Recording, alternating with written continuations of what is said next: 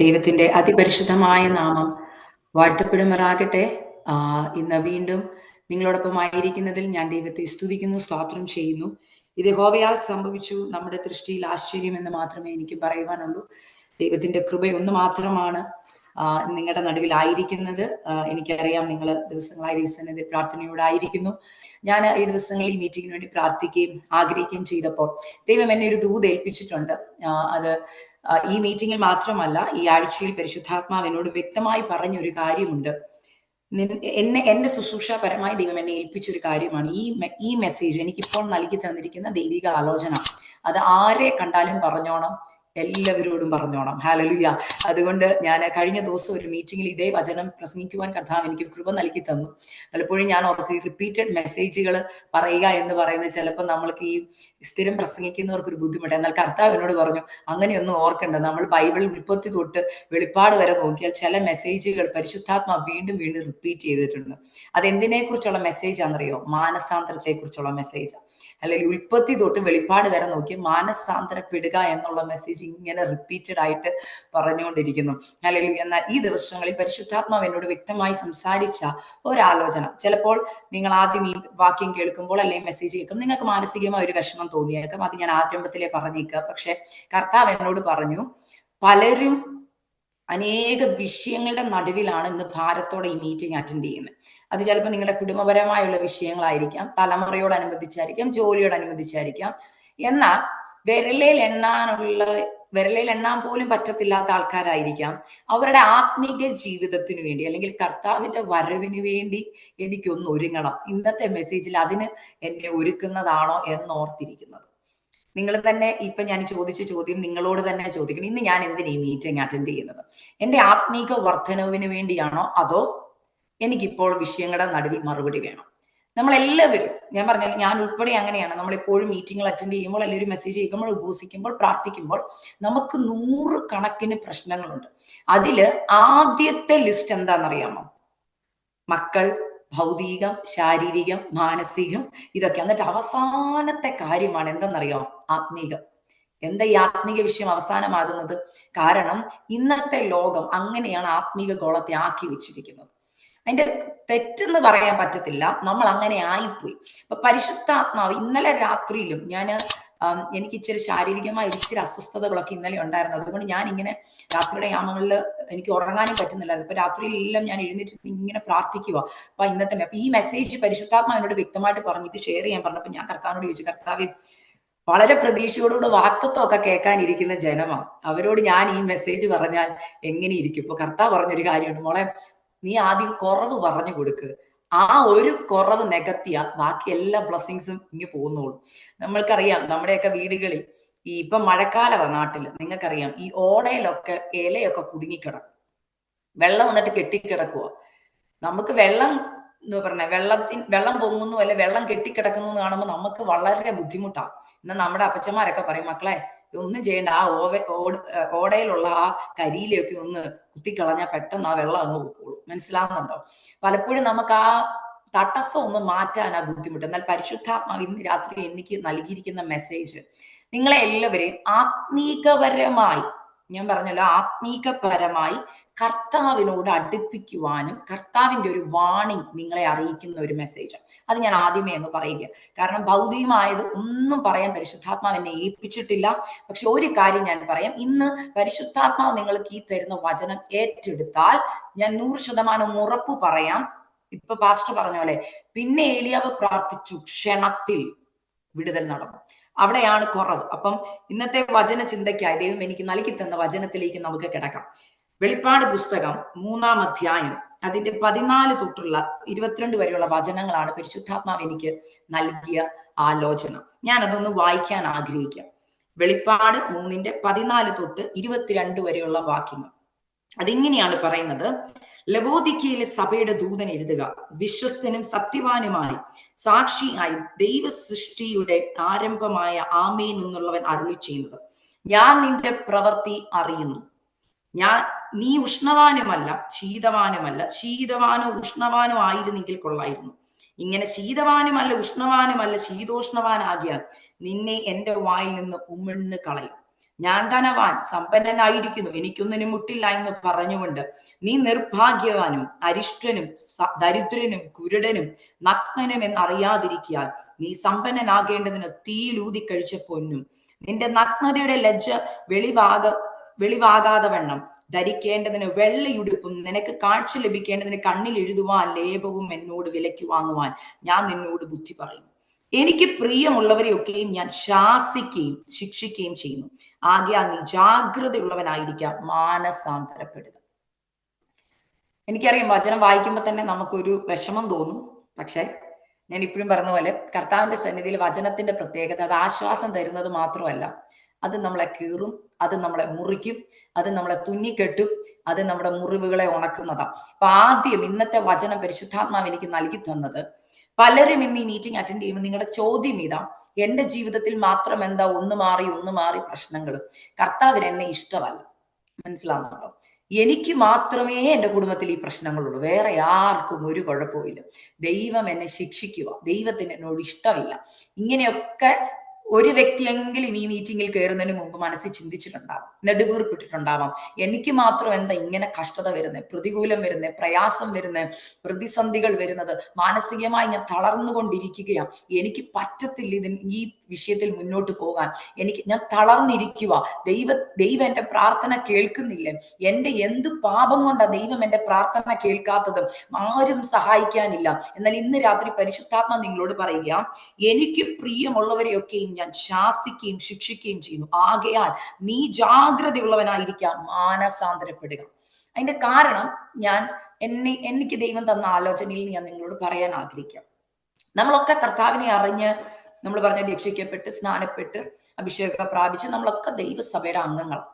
എന്നാൽ ഞാൻ ഇത് പറയുമ്പോൾ പരിശുദ്ധാത്മാവ് എന്നോട് വ്യക്തമായി സംസാരിച്ചൊരു കാര്യം, നമ്മൾ ആ ഒരു ലെവലിൽ അങ്ങ് നിന്നു പോവുക. ഞാൻ രക്ഷിക്കപ്പെട്ടു, ഞാൻ സ്നാനപ്പെട്ടു, ഞാൻ അഭിഷേകം പ്രാപിച്ചു, കുഴപ്പമൊന്നുമില്ല, ഞാൻ മാന്യമായിട്ടൊക്കെ ഇങ്ങനെ ജീവിച്ചു പോകുകയാണ്. എന്നാൽ പരിശുദ്ധാത്മ വ്യക്തമായിട്ട് എന്നോട് പറഞ്ഞ ദൂത് ഇതാണ്, ഈ ലവോദിക്ക സഭ എന്ന് പറയുന്ന ഈ സഭ ഈ കാലഘട്ടത്തിലെ സഭയെ റെപ്രസെന്റ് ചെയ്യുന്നതാണ്. ഹല്ലേലൂയ. നമ്മളൊക്കെ റെപ്രസെന്റ് ചെയ്യുന്ന ഈ കാലഘട്ടത്തിലെ സഭയല്ല ലവോദിക്ക സഭ. അപ്പോൾ നമ്മൾ ഓരോരുത്തരുമാണ് സഭ. ഞാൻ പറഞ്ഞില്ല, ഞാൻ നിങ്ങളോട് ഈ മെസ്സേജ് പറയുമ്പോൾ ഇത് എന്നെയും കൂടി ഉൾപ്പെടുത്തിയാ പറയുന്നത്. നമ്മൾക്ക് പ്രയാസങ്ങളുണ്ട്, പ്രതികൂലങ്ങളുണ്ട്. അന്നും ഇന്നും ക്രൈസ്തവർക്ക് പ്രതികൂലങ്ങളും പ്രശ്നങ്ങളും എല്ലാം ഉണ്ട്, ബുദ്ധിമുട്ടുകളുണ്ട്, ഞെരുക്കങ്ങളുണ്ട്. എന്നാൽ ആരംഭകാലത്തിലെ വിശ്വാസികൾ അവർക്കുള്ളതെല്ലാം വിറ്റ് കർത്താവിന്റെ നാമത്തിന് വേണ്ടി ഇറങ്ങി തിരിച്ചൊരു കാലഘട്ടം ഉണ്ടായിരുന്നു. അവർക്കുള്ളതെല്ലാം വിട്ടു, കാരണം അവർ അതിനെ ഒന്നും വിലയുള്ളതായിട്ട് കണ്ടില്ല. അവർ സ്വർഗീയമായതിന് ഏറ്റവും വലുതിനെ കാംക്ഷിച്ചിറങ്ങി. എന്നാൽ ഇന്നത്തെ തലമുറ വന്നപ്പോൾ അങ്ങോട്ട് പോകാവുന്ന കാര്യത്തെക്കുറിച്ച് കേൾക്കുന്ന വലിയ താല്പര്യമുള്ള കാര്യം. ഇപ്പൊ തന്നെ ഞാൻ പറഞ്ഞില്ലേ, ഞാനിപ്പം വെളിപ്പാട് പുസ്തകം എന്ന് പറയുമ്പോൾ പോലും ചിലരുടെ മുഖം ചുളിച്ചു. കാരണം എന്താ, അവർക്കത് ഇഷ്ടമല്ല. ഞാൻ പറയുന്നത്, നമ്മളിങ്ങനെ മെസ്സേജ് ഒക്കെ പറഞ്ഞുകൊണ്ട് എനിക്കറിയാം, നമ്മൾക്ക് ഫീഡ്ബാക്ക് കിട്ടുമ്പോൾ അറിയാം, നമുക്കറിയാം. പക്ഷെ പറയേണ്ടത് പറയേണ്ട സമയത്ത് പറഞ്ഞേ പറ്റൂ. മനസ്സിലാവുന്നുണ്ടോ? ഇവിടെ എല്ലാ സഭയോടും പറഞ്ഞിട്ട് പറയുന്നൊരു വാക്കുണ്ട്, കേൾപ്പാൻ ചെവിയുള്ളവൻ കേൾക്കട്ടെ. അതാണ് ഇന്ന് രാത്രിയിൽ എനിക്കും പറയാനുള്ളത്. പരിശുദ്ധാത്മാവ് വ്യക്തമായി ദൂത് എനിക്ക് നൽകി തന്നിട്ട് പറഞ്ഞു, കേൾപ്പാൻ ചെവിയുള്ളവൻ കേൾക്കട്ടെ. കാരണം കേട്ടനുസരിച്ചാൽ ചിലരുടെ വീടിനകത്ത് ചില വിടുതലുകൾ ഈ മീറ്റിംഗ് കഴിയുമ്പോൾ നടക്കും. കാരണം എന്താണെന്നറിയാമോ, പലത് ബ്ലോക്കായി കിടക്കുന്ന തടസ്സം ഇവിടെയാ കിടക്കുന്നത്, അതറിയുന്നില്ല. മനസ്സിലാവുന്നുണ്ടോ? ഞാൻ എപ്പോഴും പറയും, ഞാൻ നേഴ്സായിട്ട് വർക്ക് ചെയ്ത കാലത്തും എനിക്ക് രോഗം വരുമ്പോൾ ഞാൻ ചിന്തിച്ചൊരു കാര്യമുണ്ട്, നമ്മളൊക്കെ പണ്ട് ഈ ഇഞ്ചക്ഷൻ പേടിയുള്ളവരായിരിക്കും, മിക്കവർക്കും ഇഞ്ചക്ഷൻ പേടിയാണ്, സർജറി പേടിയാണ്. നമ്മളൊക്കെ ഒരു മുറിവുമായിട്ട് ഡോക്ടറെ അടുക്ക ചെല്ലുമ്പോൾ നമ്മൾ പറയും, ഡോക്ടറെ കുത്തി വെക്കണ്ട, കുത്തി വെക്കാനുള്ള മരുന്ന് തന്നിരും, ഞാൻ കുടിച്ചോളാം എന്ന് പറയും. കാരണം എന്താ, കുത്തി ഇഷ്ടമല്ല, ഞാൻ കുടിച്ചോളാം എന്ന് പറയും. ഇപ്പൊ ഡോക്ടേഴ്സ് പറയും, അത് കുത്തി ഇഞ്ചക്ഷൻ തരേണ്ട മെഡിസിൻ ഇഞ്ചക്ഷൻ തന്നെ തരണം. മനസ്സിലാവുന്നത്? അതുപോലെ തന്നെ പറയും, മുറിവ് വന്ന സിസ്റ്റർ ബാൻഡേഡ് ഇട്ടാൽ മതി, കുത്തിക്കെട്ടണ്ട എന്ന് പറയും. നിങ്ങൾ ശ്രദ്ധിച്ചിട്ടുണ്ടോ, ഒരു ഡോക്ടറുടെ അടുക്ക നിങ്ങൾ ഒരു മുറിവായിട്ട് ഡോക്ടർ ആദ്യം ചെയ്യുന്നത് എന്താ, വന്നോ ഒരു കാര്യം ചെയ്യും, ബാൻഡേഡ് എടുത്തിട്ടേക്കാനാണോ പറയുന്നത്? അല്ല, ആദ്യം ക്ലീൻ ചെയ്യും. ആൽക്കഹോൾ സ്വാബ് ഒക്കെ ഇട്ട് ക്ലീൻ ചെയ്യുമ്പോൾ നന്നായിട്ട് നീറാൻ തുടങ്ങും. ഈ നീറ്റൽ അങ്ങോട്ട് സഹിക്കാൻ പറ്റുക, അത് കഴിഞ്ഞിട്ട് അങ്ങോട്ട് അവർ തുന്നിക്കെട്ടും. അപ്പൊ മുറിവ് ക്ലീൻ ചെയ്യുന്ന പ്രോസസ്സ് ആർക്കും ഇഷ്ടമുള്ള കാര്യമല്ല, മനസ്സിലായി? പക്ഷെ ഒരു കുഴപ്പമുണ്ട്, ഈ ക്ലീൻ ചെയ്യാതെ ഇതിന്റെ പുറത്ത് എത്ര ബാൻഡേഡ് ഇട്ടുകൊണ്ടിരുന്ന സംഭവിക്കുന്നത് അകത്തോട്ട് മുറിവ് പഴുക്കാൻ തുടങ്ങും. ബാൻഡേഡ് ഇട്ട് ഇന്ന് പലര വിശ്വാസികളും ഒരുപാട് ബാൻഡേഡ് കൊണ്ട് നടക്കുക. മനസ്സിലാകുന്നുണ്ടോ? കുഴപ്പമില്ലെന്ന്, ഇങ്ങനെയൊക്കെ പോയാൽ മതി, പ്രാർത്ഥിച്ചാൽ മതി, ദൈവം ഉത്തരം തരും, പ്രാർത്ഥിച്ചാൽ മതി, ഉപവസിച്ചാൽ മതി. പക്ഷെ ക്രമീകരിക്കേണ്ടത് ക്ലീനിങ് അകത്ത് കിടക്കുകയാണ്. ഇന്ന് രാത്രി പരിശുദ്ധാത്മ വ്യക്തമായിട്ട് എന്നോട് പറഞ്ഞു, ക്ലീൻ ചെയ്യേണ്ടത് ക്ലീൻ ചെയ്ത് പുറത്തു കളയേണ്ടതിനെ പുറത്തു കളഞ്ഞിട്ട് വ്യവസ്ഥ പ്രകാരം ദൈവസന്നിധിയിലേക്ക് മടങ്ങി വന്ന് പ്രാർത്ഥിച്ചാൽ ആ പ്രാർത്ഥനയ്ക്ക് ദൈവദാസൻ ആരംഭത്തിൽ പറഞ്ഞ പോലെ ക്ഷണത്തിൽ ദൈവത്തിന്റെ കരം നമുക്ക് വേണ്ടി ഇറങ്ങി വരും. നമ്മുടെ ജീവിതത്തിൽ ഏറ്റവും വലിയ കുറവ് എവിടാണ്? ഈ ലവോദിക്ക സഭയിലെ നമ്മൾ തന്നെ ഈ ലവോദിക്ക സഭയെ വെച്ച് നമ്മളെ തന്നെ ഒന്ന് കമ്പയർ ചെയ്ത് നമ്മൾ ഈ കാറ്റഗറിയിലുള്ളവരാണ്. എന്താന്ന് ഞാൻ പറയാം. ഈ വചനം ഞാൻ ഇങ്ങനെ വെളിപ്പാട് പുസ്തകത്തിൽ ഇങ്ങനെ ഇരുന്ന് ആധികാരികമായി ഈ സഭയെ കുറിച്ച് ഞാനൊന്ന് പഠിച്ചു. ബാക്കിയുള്ള സഭകളെ കുറിച്ചൊക്കെ ഒത്തിരി നന്മ പറയാൻ, ഒരു നന്മയെങ്കിലും പറയുന്നുണ്ട്. എന്നാൽ ഒരു നന്മയും പറയാനില്ലാത്ത സഭയല്ല ലവോദിക്ക സഭ. പക്ഷെ നന്മയൊന്നും പറഞ്ഞില്ലെങ്കിലും എനിക്ക് ഒരു വാക്ക് കർത്താവ് ഒരു ആശ്വാസം കൊടുത്തു. എന്താണെന്നറിയാമോ? 19 വാക്യത്തിൽ പറയുക, എനിക്ക് പ്രിയമുള്ളവരെയൊക്കെ ഞാൻ ശാസിക്കുകയും ശിക്ഷിക്കുകയും ചെയ്യും. അതിന്റെ അർത്ഥം എന്നാ? മോനെ, എനിക്കറിയാം കുറവുണ്ട്, കുറവ് മാത്രമേ പറയാനുള്ളൂ, എനിക്ക് നിന്റെ പ്രവൃത്തിയൊക്കെ അറിയാം, കുറവേ ഉള്ളു പറയാം. പക്ഷെ ഒരു കാര്യമുണ്ട്, നീ എനിക്ക് ഇന്നും പ്രിയമുള്ളതാ. കാരണം വില കൊടുത്തത് കർത്താവാ. കർത്താവ് അങ്ങനെ അങ്ങോട്ട് തള്ളിക്കളയത്തില്ല. കുറവ് പറഞ്ഞിട്ട് ഓക്കെ എനിക്ക് നിന്നെ വേണ്ട, പൊക്കോ എന്നല്ല കർത്താവ് പറയുന്നേ, നീ എനിക്ക് പ്രിയമുള്ളതാ. അതുകൊണ്ട് എന്താ ചെയ്യുന്നറിയോ? അതുകൊണ്ടാ ഞാൻ ഇടയ്ക്ക് ഒരു ശാസനയും ഒരു ശിക്ഷണയൊക്കെ തരുന്നത്. ഇതിൽ ഈ ശിക്ഷയും ശാസനയൊക്കെ തരുമ്പോഴും ഞാൻ ഒരു പ്രതീക്ഷ എനിക്ക് നിന്നിലുണ്ട്. എന്താണെന്നറിയോ? നീ മാനസാന്തരപ്പെട്ട് മടങ്ങി വരുന്നു. ഇന്ന് രാത്രിയിൽ 71 ഡിവൈസസ് ഇതിനകത്ത് ഓപ്പൺ ആണ്. ഈ 71 പേരും ലൈവിൽ എന്നെ കേട്ടുകൊണ്ടിരിക്കുന്ന ചിലരുടെ പരിശുദ്ധാത്മ പറയുവാം, ഇന്നത്തെ ഈ മീറ്റിംഗും ദൈവം നിങ്ങളുടെ മുമ്പിൽ വെച്ച് തന്നതിന്റെ ഉദ്ദേശം നിന്നെ ശാസിക്കുകയും ശിക്ഷിക്കുകയും ചെയ്ത് ദൈവം ആഗ്രഹിക്കുന്നെന്നറിയോ? മാനസാന്തരപ്പെട്ട് മടങ്ങി വരണം. ഈ ലോകത്തിൽ കുറെ നന്മ തന്ന് മക്കളുടെ കല്യാണവും കണ്ട് കൊച്ചുമക്കളുടെ നന്മയും കണ്ട് 2 നില വീടും വെച്ച് ബാങ്കിൽ ഡെപ്പോസിറ്റും ചെയ്ത് വിദേശത്ത് ജോലിയും കിട്ടി ഇവിടെ നിൽക്കുന്നതിനെ കുറിച്ചല്ല കർത്താവ് പറയുന്നത്. കർത്താവിന്റെ ആവശ്യം നീ നിത്യത വരണമെന്നുള്ളതാ. പലപ്പോഴും നിത്യതയെ കുറിച്ചുള്ള കാംക്ഷ പലരിലും നഷ്ടപ്പെട്ടു. ഇന്ന് ഇഷ്ടം എന്താണെന്നറിയാമോ? ഈ ഭൂമിയാ. നിങ്ങൾ തന്നെ ഓർത്ത് നിങ്ങളുടെ പ്രാർത്ഥനാ വിഷയങ്ങളൊന്നും എടുത്തേ. എത്ര പേർ കർത്താവെ എനിക്ക് ആത്മീകമായി ഒന്ന് വളരണം, എനിക്ക് ശുദ്ധീകരണം പ്രാപിക്കണം, അപ്പ അങ്ങയുടെ വരവടുത്തു, ചുറ്റുമുള്ള സംഭവങ്ങൾ കാണുന്നു, എന്റെ തലമുറ ഒരുങ്ങിയിട്ടുണ്ടോ? പല മാതാപിതാക്കൾ എന്നെ വിളിച്ച് വിഷയങ്ങൾ പറയുന്നുണ്ട്. ഏറ്റവും കൂടുതൽ എനിക്ക് വിഷയം കിട്ടുന്ന എന്താണെന്നറിയാമോ? മോളെ, മക്കളുടെ ജോലി, മക്കൾക്ക് തലമുറയില്ല, മക്കളുടെ കല്യാണം. വിരലയിൽ എന്നാനുള്ള മാതാക്കളെ എന്നോട് പറഞ്ഞിട്ടുള്ളൂ, സിസ്റ്ററെ എന്റെ തലമുറയൊന്ന് അഭിഷേകം പ്രാപിക്കാൻ പ്രാർത്ഥിക്കണേ. ഹല്ലേലൂയ. അവനൊന്ന് കർത്താവിന്റെ ശബ്ദം കേൾക്കാൻ പ്രാർത്ഥിക്കണമേ. എന്റെ കുഞ്ഞൊന്ന് അഭിഷേകം പ്രാപിപ്പാൻ, എന്റെ കുഞ്ഞ് വിശുദ്ധിയിലും വേർപാടിലും ജീവിപ്പാൻ, അവന് നിത്യത കിട്ടാൻ പ്രാർത്ഥിക്കണേ എന്ന് കുറച്ച് മാതാക്കളെ എന്നോട് പറഞ്ഞു. ഏറ്റവും കൂടുതൽ എനിക്ക് പ്രയർ റിക്വസ്റ്റ് കിട്ടുന്നത് ഭൗതിക ആവശ്യങ്ങൾക്ക് വേണ്ടിയുള്ള പ്രാർത്ഥനയാണ്. എന്നാൽ പലപ്പോഴും ഞാൻ അങ്ങനെയുള്ള കുഞ്ഞുങ്ങൾക്ക് വേണ്ടി പ്രാർത്ഥിക്കുമ്പോൾ പരിശുദ്ധാത്മാവ് എന്നോട് പറയുന്നത്, കുഴപ്പം കിടക്കുന്നത് എവിടാന്നറിയാമോ? ആത്മീകത്തെ മാറ്റി നിർത്തി ഭൗതികത്തെ എടുത്ത് ദൈവമാക്കി വെച്ചേക്കുകയാ. ഹല്ലേലൂയ. മത്തായിയുടെ സുവിശേഷം 6ഉം 7ഉം അധ്യായങ്ങളിൽ കർത്താവ് ഇതിനെ കുറിച്ച് വിശദീകരിച്ച് ഒരു ലിസ്റ്റ് പറഞ്ഞിട്ടുണ്ട്. എന്താ പറഞ്ഞേ? എന്ത് തിന്നും, എന്ത് കുടിക്കും, എന്ത് ഉടുക്കുമെന്ന് നിങ്ങൾ ജാതികളെ പോലെ ചിന്തിക്കരുതെന്ന് ദൈവമക്കളെ ഇന്ന് ഈ മെസ്സേജ് പുറത്തുള്ളവരോട് പറയണമേ എന്ന് പറയുന്നവരോട് ഞാൻ പറയുക, ഇന്ന് ഈ മെസ്സേജ് അകത്തുള്ളവരോടാ പറയേണ്ടത്. കാരണം നമ്മളിപ്പോ ജാതികളെ പോലെ ആയിപ്പോയി. നമ്മൾ ഇന്നും ജൽപ്പനം ചെയ്യുന്നില്ലേ? ഇന്നലെയും പ്രാർത്ഥിച്ചു ജോലിക്ക് വേണ്ടി, ഇന്നും പ്രാർത്ഥിക്കുക ജോലിക്ക് വേണ്ടി. 1 വർഷമായി സെയിം പ്രാർത്ഥനയാ. കർത്താവേ എന്റെ മോന് ജോലി കൊടുക്കണേ, കർത്താവേ എന്റെ മകൾക്ക് ജോലി കൊടുക്കണേ, എന്റെ മോക്ക് വിദേശത്ത് പോകാൻ കൃപ കൊടുക്കണേ, എന്റെ മോടെ കല്യാണം നടക്കണേ. സെയിം തിങ്ങാ.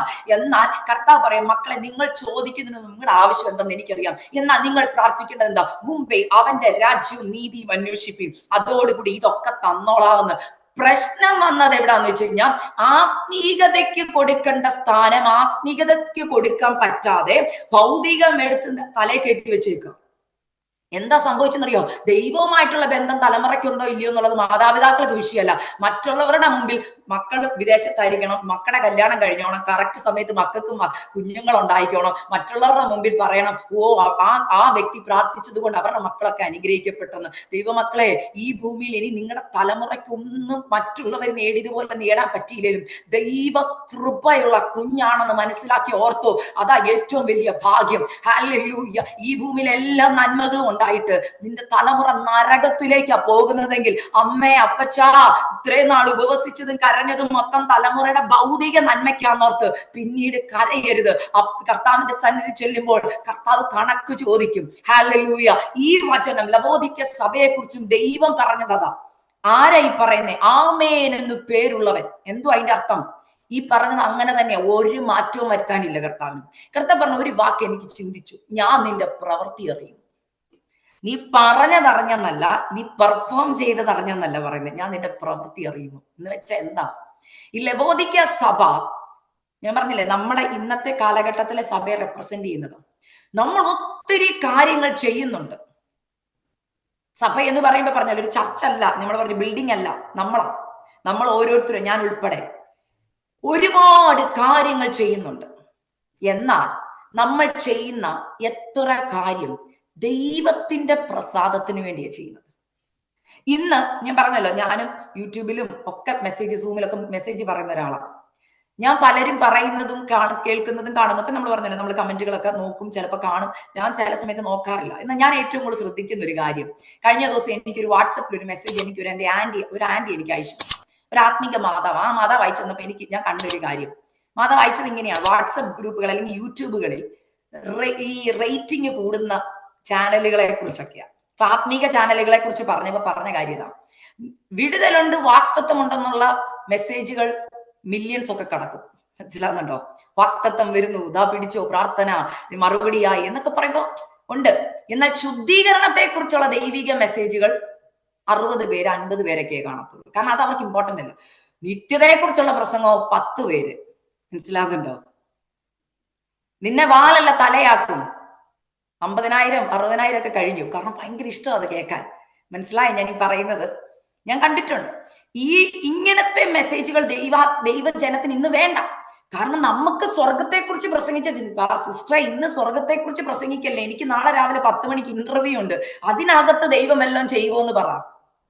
സഹോദര സഹോദരി, നാളെ 10 മണിക്കത്തെ ഇന്റർവ്യൂവിന് നിനക്ക് ജോലി തരണമെന്ന് ദൈവം നിർണയിച്ചിട്ടുണ്ടെങ്കിൽ കർത്താവ് തന്നിരിക്കും. അതിനെക്കുറിച്ച് ഇന്ന് രാത്രി ഇന്ന് എത്ര വറി ചെയ്താലും ഒരു മുടി കറുപ്പിക്കാനോ വെളുപ്പിക്കാനോ പറ്റത്തില്ല. പക്ഷേ ഒരു കാര്യത്തിൽ കെയർഫുൾ ആയിരിക്കണം, അതിനെക്കുറിച്ച് ആകുലപ്പെടണം. എന്താണെന്നറിയോ ഇവിടെ പറയുന്നത് പോലെ, ആകയാൽ നീ ജാഗ്രതയുള്ളവനായിരിക്കും. ഏതിനെക്കുറിച്ചാന്ന് ഓർത്താന്നറിയാവോ? അതിൽ 21-ാം വാക്യത്തിൽ ഇങ്ങനെ 20-ാം വാക്യത്തിൽ ഇങ്ങനെ പറയുന്നു: ഞാൻ വാതിൽക്കൽ നിന്ന് മുട്ടുന്നു, ആരെങ്കിലും എന്റെ ശബ്ദം കേട്ട് വാതിൽ തുറന്നാൽ ഞാൻ എന്ത് ചെയ്യും? അവന്റെ കൂടെ വരും. എന്നിട്ട് പറയാം, ജയിക്കുന്നവന് ഞാൻ എന്നോട് കൂടെ എന്റെ സിംഹാസനത്തിലിരിക്കും. അപ്പൊ ഓർക്കണം, ഇന്റർവ്യൂ ജയിച്ച് ജോലി കിട്ടിയാൽ കുഴപ്പമില്ല അല്ലെ, നമുക്ക് സന്തോഷം. എന്നാലേ ആത്മീയ കുളത്തിൽ തോറ്റുപോയുണ്ടല്ലോ, ജയിച്ചില്ലെങ്കിൽ ഉണ്ടല്ലോ സിംഹാസനത്തിൽ ഇരിക്കാൻ പറ്റത്തില്ലെന്ന്. അതിനേക്കാൾ ഭയാനകമായ ഒരു വാക്യം ഇതിന്റെ മേളിൽ പറയുന്നുണ്ട്, 16-ാം വാക്യത്തിൽ: നിന്നെ എന്റെ വായിൽ നിന്ന് ഉമ്മിണ്ണ് കളയും. ഇവിടെ ഇന്റർവ്യൂവിൽ അക്സെപ്റ്റ് ചെയ്തു, നല്ല കമ്പനി ജോലി കിട്ടി. എന്നാൽ കർത്താവ് മേളി എന്ന് പറയാ, സോറി, നിന്നെ ഞാൻ എന്റെ വായി ഉമ്മിണ്ണ് കളയുക. കാരണം നീ ശീതവാനും അല്ല, ഉഷ്ണവാനും അല്ല, ആത്മീക ഗോളത്തിൽ നിൽക്കാൻ യോഗ്യതയില്ലാത്തവനാണ്. ദൈവം പറഞ്ഞാലുള്ള അവസ്ഥ ഓർത്ത് നോക്കി.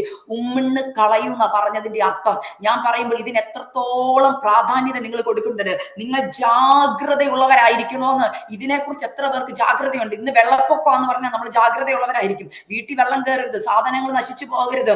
ഇതുപോലെ ഈ വെള്ളപ്പൊക്കം കയറുന്നത് പോലെ ഇന്ന് പലരും ശീതവാനായിക്കൊണ്ടിരിക്കുകയാണ്. മനസ്സിലാവുന്നുണ്ടോ? എന്തുവാ? നല്ല എല്ലാം ഉണ്ട്. ഇവിടെ പറയുന്നുണ്ട്, ഞാൻ സമ്പന്നൻ, ഞാൻ ധനവാൻ, എനിക്കൊന്നിനും മുട്ടില്ല. യെസ്, ഇന്നത്തെ പെന്തക്കോസ്ത് ഗോളം ഇത് ഓർക്കണം. നമ്മൾ എല്ലാവരും പറയുന്ന ഒരു വാക്കാ, ഞങ്ങൾക്കൊന്നിനും ഇന്ന് മുട്ടില്ല. ഞങ്ങളുടെ അപ്പനും അമ്മയും കരഞ്ഞു, ഇന്ന് ഞങ്ങൾക്കൊന്നിനും മുട്ടില്ല. അതുകൊണ്ട് എന്താ പ്രശ്നം? മുട്ടില്ല. പക്ഷെ ആത്മീകത്തിൽ, പരിശുദ്ധാത്മാവിന്റെ അഭിഷേകത്തിൽ മുട്ടുണ്ടെന്ന്. പക്ഷെ അത് വലിയ കാര്യമായിട്ട് ചിന്തിക്കുന്നില്ല. ദൈവമക്കളെ, പഴയ നിയമത്തിൽ ഇസ്രായേൽ ജനത്തെ കുറിച്ച് പറയുന്നിടത്ത് എന്നെ ചിന്തിപ്പിച്ചൊരു ഭാഗമുണ്ട്. ഈ ഇസ്രായേൽ ജനം കനാൻ ദേശത്ത് എത്തുന്നതിന് തൊട്ടു മുമ്പ് ഒരു സ്ഥലത്ത് വന്നവരിങ്ങനെ പാളയടിച്ചവരിങ്ങനെ നിൽക്കുമ്പോൾ യോശുവയുടെ അടുക്ക വന്നിട്ട് ജനം പറയുന്നൊരു വാക്കുണ്ട്. യോശുവ പറയുന്നുണ്ട്, നമ്മൾ അടുത്തു, ഇനി അല്പം കൂടെ ഉള്ളൂ, ദേശം എത്താറായി. അപ്പൊ അന്നത്തെ തലമുറ പറയുന്നൊരു വാക്കുണ്ട്, ഞങ്ങൾക്ക് ഇന്ന് ഒന്നിനും ഇവിടെ കുറവില്ല, ഇന്ന് ഞങ്ങൾക്ക് കന്നുകാലികളുണ്ട്, എല്ലാം ഉണ്ട്.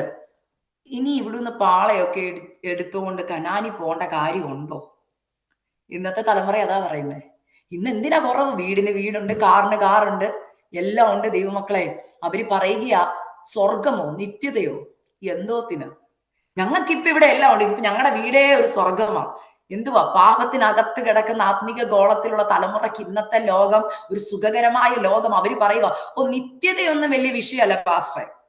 മനസ്സിലാവുന്നുണ്ടോ? ഞങ്ങൾ ഇവിടെ സന്തോഷിച്ച് പൊക്കോളാം. ഇങ്ങനെ ആരെങ്കിലും മനസ്സിൽ ചിന്തിക്കുന്നുണ്ടെങ്കിൽ ഓർത്ത കർത്താവ് പറയാ, മക്കളെ, ഉമ്മിണ്ണ് കളയും കേട്ടോ. തമാശയായിട്ട് എടുക്കരുത് കേട്ടോ. ഇന്നത്തെ ദൂത് സീരിയസ് ആയിട്ട് പരിശുദ്ധാത്മാ പറയുക. അപ്പച്ച, അമ്മച്ചി, ആന്റി, അങ്കിളെ, സഹോദര, സഹോദരി, ശീതവാനാണോ ഉഷ്ണവാനാണോ എന്ന് ചിന്തിച്ച് ഹല്ലേലൂയ ദൈവത്തിലേക്ക് നിരപ്പ് പ്രാപിക്കാനുള്ള അവസാനത്തെ കോളായിട്ട് ഇന്നത്തെ മെസ്സേജിനെ കണ്ടോണം. ഹല്ലേലൂയ. നിങ്ങളുടെ മനസ്സിലേക്ക് ഈ വചനം എത്ര ക്ലിയർ ആയിട്ട് എനിക്ക് പറഞ്ഞു തരാൻ കഴിയുമോ? പരിശുദ്ധാത്മാവ് അത് പറയാൻ ഞാൻ പ്രാർത്ഥിക്കുകയാ. അല്ലെങ്കിൽ വളരെ രാവിലെ എഴുന്നേറ്റ് ഞാൻ ശക്തമായിട്ട് ഈ മെസ്സേജിന് വേണ്ടി പ്രാർത്ഥിച്ചപ്പോ കർത്താവ് പറഞ്ഞൊരു കാര്യമാ, അക്സ നീ എത്ര പേര് മാനസാന്തരപ്പെട്ട് എത്ര പേര് കൈയടിച്ചു നോക്കണ്ട, ഒരു വ്യക്തി മാനസാന്തരപ്പെട്ട് മടങ്ങി വന്നാൽ അത് മതി കർത്താവിന്. കാരണം കർത്താവ് വാതിൽക്കൽ നിന്ന് മുട്ടുകയാ. ഹല്ലേലൂയ. അപ്പ ഞാൻ ശീതവാന ഇന്ന്, എന്നാൽ ഞാൻ ഒരു ഉഷ്ണവാനാകാൻ തീരുമാനം എടുക്കുക. ഇവിടെ പറയുന്ന 3 കാറ്റഗറി ആൾക്കാരുണ്ട്. ഒന്ന്, ശീതവാൻ. എനിക്ക് തോന്നുന്നില്ല ഇന്നാരും ഇതിനകത്ത് അറ്റൻഡ് ചെയ്തവർ ശീതവാനാണ്. കാരണം നിങ്ങളൊക്കെ രക്ഷിക്കപ്പെട്ടവരാ. മനസ്സിലാവുന്നുണ്ടോ? കർത്താവിനെ അറിയാത്തവരല്ല, കർത്താവിനെ അറിയുന്നവരാ. അതുകൊണ്ടാണ് നിങ്ങൾക്ക് ഉത്സാഹമുള്ളത് ഒരു സൂം മീറ്റിംഗ് വരുമ്പോൾ നിങ്ങൾക്ക് കയറാൻ. ആ കാറ്റഗറി ഞാൻ ഇഷ്ടപ്പെടും. ശീതവാനല്ല, കർത്താവിനെ അറിഞ്ഞവരാ. ഉഷ്ണവാൻ എന്ന് പറഞ്ഞാൽ എന്താ? നല്ല തിളച്ച് നിൽക്കുകയാ എന്ന് വെച്ചാൽ കർത്താവിന് വേണ്ടി എന്തും ചെയ്യാൻ. അല്ലെങ്കിൽ ഒരു മീറ്റിംഗ് എന്ന് പറഞ്ഞ കൂടാൻ, പ്രാർത്ഥിക്കാൻ പറഞ്ഞ പ്രാർത്ഥിക്കാൻ, ആരാധിക്കാൻ പറഞ്ഞ ആരാധിക്കാൻ, എന്ത് കാര്യത്തിനും എന്റെ കർത്താവിന്റെ നാമം മഹത്വപ്പെടണമെന്നോർത്ത് അല്ലെങ്കിൽ ഞാൻ കുറയണം, എന്റെ കർത്താവ് വളരണമെന്നുള്ള അല്ലെങ്കിൽ ഞാൻ പറഞ്ഞില്ല അങ്ങനെയുള്ളവരോട് ഒരു ക്രൈസ്തലോട് പറഞ്ഞ മറ്റുള്ളവർ ആത്മാവിലാവും. അങ്ങനെയുള്ള ആന്റിമാരോട് ഒരു ബ്രേസ്ലോട് പറഞ്ഞാൽ നമ്മളും ആത്മാവിലാകും. ചർച്ചിൽ വന്നവർ പ്രാർത്ഥന പ്രാർത്ഥിച്ച ചർച്ച് മൊത്തം ആത്മീക അന്തരീക്ഷത്തിലേക്ക് നയിക്കപ്പെടും. അങ്ങനെയുള്ള ഉഷ്ണവാന്റെ കാറ്റഗറി ഉള്ളവരുണ്ട്. ഇനി ഒരു കാറ്റഗറി ഉണ്ട്, അങ്ങനെയുള്ളവരാണ് പകുതി പേര്. മനസ്സിലാവുന്നുണ്ട്? അതാണ് നമ്മൾ ഭയക്കേണ്ട കാറ്റഗറി. എന്താണെന്നറിയോ? ശീതോഷ്ണവാൻ.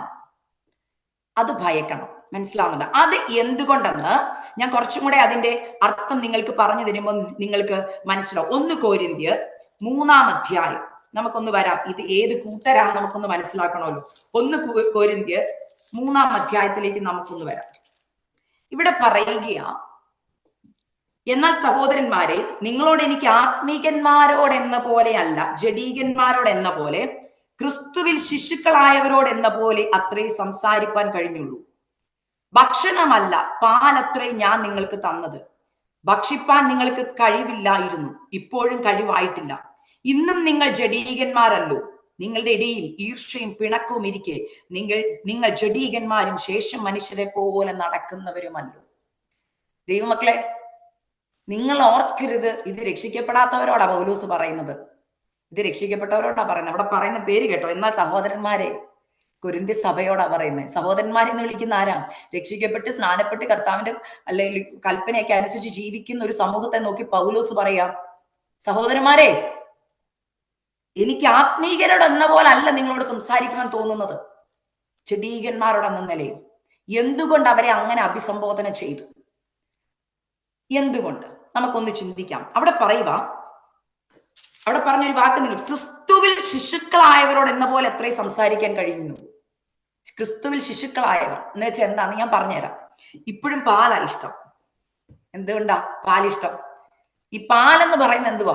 വചനം എന്ന മായമില്ലാത്ത പാൽ കുടിപ്പം വാഞ്ചിപ്പി.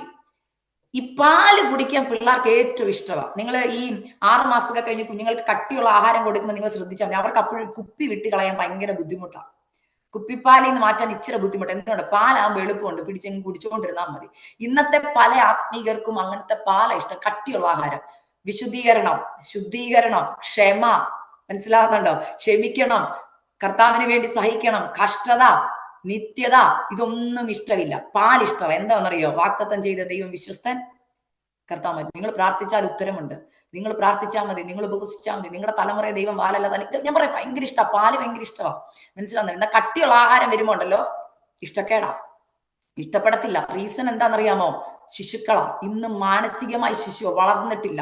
കാരണം വളരും തോറും അനേക ദൗത്യങ്ങൾ അല്ലെങ്കിൽ ഉത്തരവാദിത്തങ്ങൾ ആത്മീക സഭയ്ക്കുണ്ട്.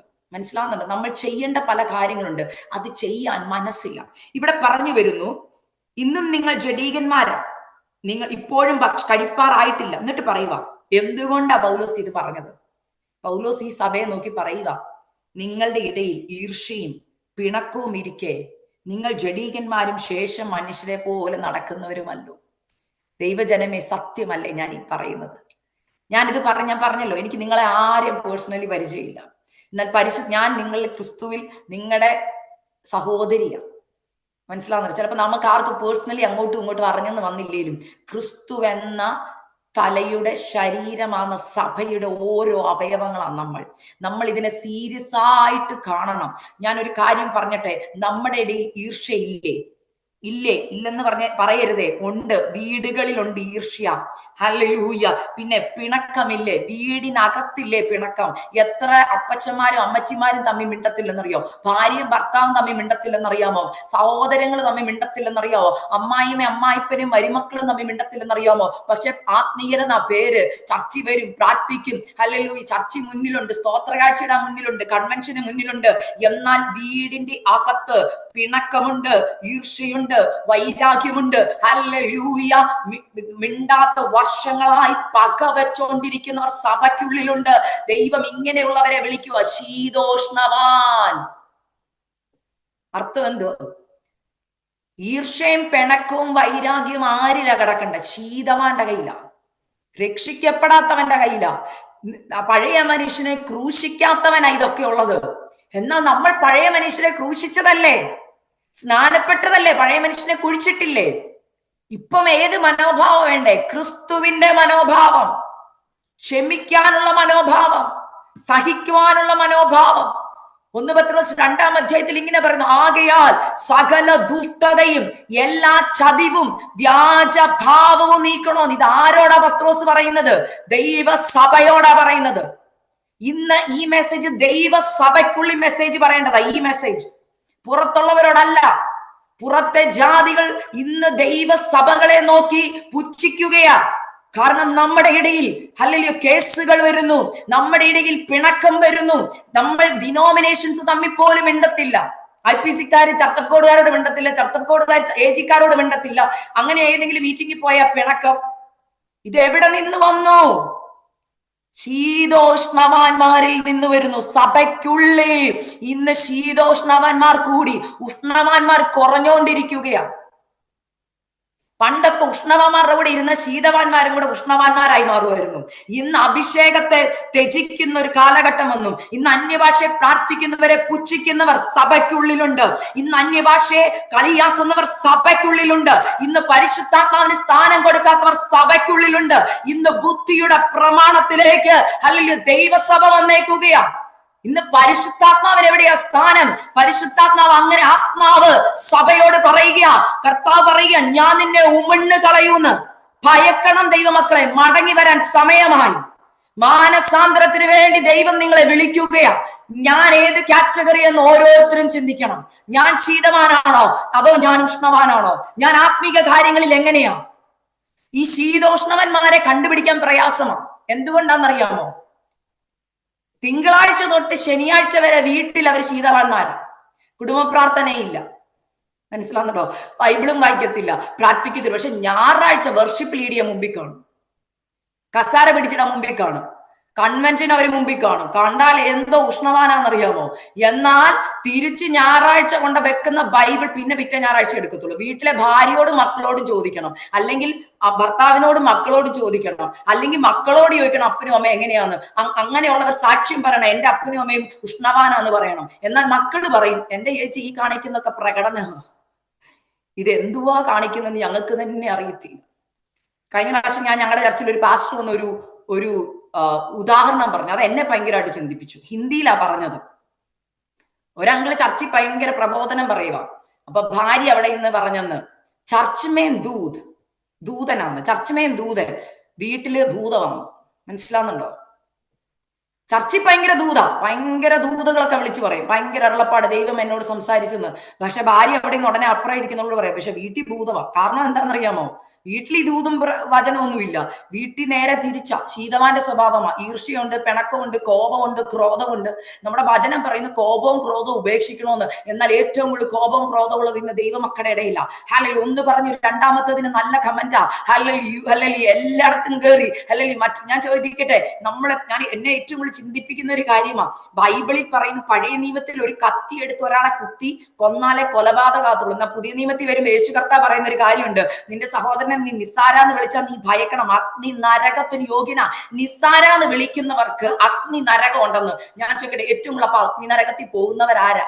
ഇന്ന് ഏറ്റവും കൂടുതൽ യൂട്യൂബിലും വാട്സപ്പിലും ഫേസ്ബുക്കിലും നിസാര നല്ല വിളിക്കുന്ന, അതിനും അപ്പുറം നല്ല പേരുകളാ അങ്ങോട്ടും ഇങ്ങോട്ടും ദൈവദാസന്മാരും ദൈവദാസിമാരും ഒക്കെ കമന്റ് ഇട്ട് കളിക്കുന്നത്. അത് ഭയക്കണ്ടേ? ഹല്ലേലൂയ. ഞാൻ പറഞ്ഞല്ലോ, പരിശുദ്ധാത്മാ പറഞ്ഞ തുറന്ന് ഞാൻ പറയുക, നിങ്ങൾ എനിക്ക് എങ്ങനെ മാർക്ക് ഇടുമെന്ന് എനിക്ക് അറിയണ്ട. ഹല്ലേലൂയ.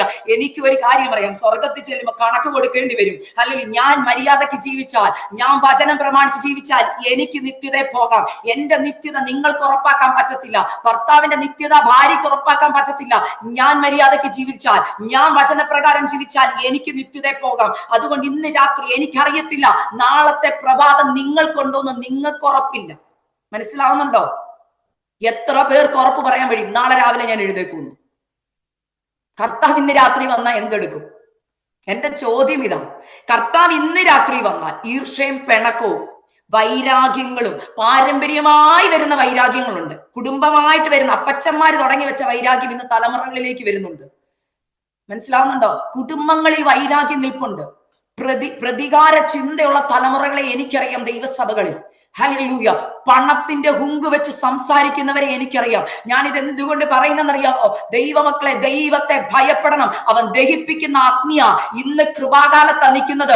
എന്നാൽ അല്പം കഴിയുമ്പോൾ ഈ പേര് മാറും. കൃപയുടെ യുഗം മാറി. എന്റെ കർത്താവ് നീതിമാനായ ന്യായാധിപതിയായി എഴുന്നേൽക്കുന്ന ഒരു ദിവസമുണ്ട്. ആ ന്യായാധിപൻ എഴുന്നേൽക്കുമ്പോണ്ടല്ലോ, അവനവന് തക്കതായ പ്രതിഫലം കൊടുക്കേണ്ടതിന് നമ്മളെല്ലാം ക്രിസ്തുവിന്റെ ന്യായാസനത്തിന്റെ മുമ്പിൽ നിൽക്കേണ്ടി വരും. അന്ന് കർത്താവ് നമ്മുടെ പ്രവൃത്തിയെ കുറിച്ച് പറയും. എന്തുവാ പറയുന്നത്? ചർച്ചുകാര് പ്രവൃത്തിയെ കുറിച്ച് പറയും. അയ്യോ, ആ കൊച്ചു മിടുക്കിയ, ഫ്രണ്ടിലുണ്ട്, പാടാ ഫ്രണ്ടിലുണ്ട്, പ്രാർത്ഥിക്കാൻ ഫ്രണ്ടിലുണ്ട്. എന്ന സഹോദരി, മൺഡേ തൊട്ട് സാറ്റർഡേ വരെ നീ എന്താ? നിന്റെ മുറിക്കുള്ളിൽ നീ ആരാ? ആരും ഇല്ലാത്തപ്പം നീ ആരാ? അതാണ് നീ. മനസ്സിലായോ? ചർച്ചിൽ ഫ്രണ്ടിൽ നിന്നിട്ടുണ്ടോന്ന് പറഞ്ഞിട്ട് കാര്യമില്ല. പ്രസംഗിക്കുന്നുണ്ടോന്ന് പറഞ്ഞിട്ട് കാര്യമില്ല. പ്രസംഗത്തിന് റേറ്റ് ഇട്ടിട്ട് കാര്യമില്ല. നിന്റെ പേഴ്സണൽ ലൈഫിൽ നിനക്ക് പറയാൻ കഴിയുമോ, എനിക്ക് നല്ല മനസാക്ഷിയുണ്ട് എന്റെ കർത്താവുമായിട്ട്, ഞാൻ വിശുദ്ധിയിലാണ് നിൽക്കുന്നത്, ഞാൻ വേർപാടിലാണ് നിൽക്കുന്നത്, ഞാൻ ഉഷ്ണവാന, കർത്താവ് വെറുക്കുന്നതിനെ ഞാനും വെറുക്കുന്നു. ഇത് നേരെ തിരിച്ചാ ഇന്ന് ആത്മീക ഗോളത്തിൽ പരിശുദ്ധാത്മാവ് വ്യക്തമായിട്ട് പറയുക. കുറവ് എവിടാന്നറിയാമോ? ഇന്ന് തലമുറ ശീതവാന്മാരായി പോകുമ്പോൾ അപ്പനും അമ്മയ്ക്ക് അതൊരു പ്രശ്നമല്ല. എന്നാൽ ജോലി കിട്ടാതെ വരുമ്പോൾ, തലമുറയുടെ കല്യാണം നടക്കാതെ വരുമ്പോൾ അമ്മമാർക്ക് ഭയങ്കര സങ്കടമാ, വിഷമവാ. എന്റെ തലമുറയുടെ ജോലി, അമ്മച്ചി ഇന്ന് ആ പ്രാർത്ഥന സ്റ്റോപ്പ് ചെയ്തിട്ട് പ്രാർത്ഥിക്കണം, കർത്താവേ എന്റെ തലമുറ ഉഷ്ണവാന്മാരായി എഴുന്നേൽപ്പിക്കണമേ എന്ന്. ഹല്ലേലൂയ. ഇന്ന് രാത്രി പ്രാർത്ഥനയുടെ സ്റ്റൈല് മാറണം. ഹല്ലേലൂയ. പലപ്പോഴും നമ്മൾ ഭൗതികത്തെ കേട്ട് തലയെ വെച്ചേക്കുകയാണ്. ഇത് എത്രത്തോളം പാപമാണെന്നറിയാൻ നിങ്ങൾ മത്തായിയുടെ സുവിശേഷം 6ഉം 7ഉം അധ്യായം വായിക്കണം. അതിനകത്ത് കർത്താവ് പറയുക, നിങ്ങൾ ജാതികളെ പോലെ ചിന്തിക്കരുത്. എന്ത് തിന്നും, എന്ത് കുടിക്കും, അയ്യോ എന്റെ കൊച്ചിന്റെ കല്യാണം നടന്നില്ല, 35 വയസ്സായി, 36 വയസ്സായി, അമ്മച്ചി മോന്റെ കല്യാണം ദൈവം നടത്തും. എന്നാൽ കർത്താവുമായിട്ടുള്ള കല്യാണം മോന്റെ നടന്നില്ലെങ്കിലോ? കർത്താവ് മണവാളനായിട്ട് വരികയാണ്. സഭയെ ചേർക്കാൻ വരുമ്പോ സഭയെ ഒരുക്കപ്പെടാത്ത സഭ പോകത്തില്ല. അതിനെക്കുറിച്ച് അമ്മച്ചി അപ്പച്ച ചിന്തിക്കുന്നോ? ഇല്ലെങ്കിൽ ഇന്ന് മാനസാന്തരപ്പെടണം, മടങ്ങി വരണം, തലമുറകളോട് അതിനെക്കുറിച്ച് പറഞ്ഞു കൊടുക്കണം. ഇവിടെ കർത്താവ് പറയുന്ന വാക്ക് നിങ്ങൾ ചിന്തിക്കണം. നീ ശീതവാനുമല്ല ഉഷ്ണവാനുമല്ല, ശീതോഷ്ണവാനാണ്. രണ്ടിടത്തും ഉണ്ട്. ആത്മീയം പറയുന്നിടത്ത് മുമ്പിലുണ്ട്, എന്നാൽ ലോകം സംസാരിക്കുന്നിടത്തും ഉണ്ട്. രണ്ടിടത്തും ഈ വ്യക്തിയെ കാണാം. ലോകത്തിന്റെ കൂടെയും കാണാം, ലോകത്തിന്റെ കൂടെ കാണാം. ലോകം ഉണ്ട്, ആത്മീയരുടെ മുമ്പിലും ഉണ്ട്. സ്റ്റേജിൽ പ്രാണാനും പ്രസംഗിക്കാനും ഒക്കെ ഉണ്ട്. എന്നാൽ ലോകമുള്ളിടത്തും ഉണ്ട്. ദുഷ്ടന്മാരുടെ ആലോചന പ്രകാരം നടക്കരുതെന്ന് പറയുന്നു, പാപികളുടെ വഴി നിൽക്കരുതെന്ന് പറയുന്നു, പരിഹാസികളുടെ ഇരിപ്പിടത്ത് ഇരിക്കരുതെന്ന് പറയുന്നു. എന്നാൽ ഇവിടെയൊക്കെയും ഉണ്ട് ആത്മീയർ. ഇന്ന് ഉണ്ട്. ദൈവമക്കളെ, മടങ്ങി വരണം, മടങ്ങി വന്നേ പറ്റൂ. ഇത് ഇന്ന് രാത്രി ഞാൻ ആത്മഭാരത്തോടു കൂടി ഈ മെസ്സേജ് പറയുന്നത്. ഹല്ലേലൂയ. ഞാൻ അനേക യാക്കോബ, ഓർത്തഡോക്സ്, ക്നാനായ ആ ബാക്ക്ഗ്രൗണ്ടിലുള്ള അനേകം ആൾക്കാരോട് സുവിശേഷം പറയുമ്പോൾ അവരൊക്കെ എന്നോട് പറയുന്ന ഒരു വാക്കുണ്ട്, സിസ്റ്ററെ ഞങ്ങൾക്ക് ഇത് സത്യമാണെന്നറിയാം, പക്ഷെ പലപ്പോഴും ഇറങ്ങാൻ പറ്റാത്തത് ആത്മീക ഗോളത്തിൽ എന്ന് പറയുന്നവരുടെ ജീവിതം കാണുമ്പോൾ ലജ്ജ തോന്നുന്നു.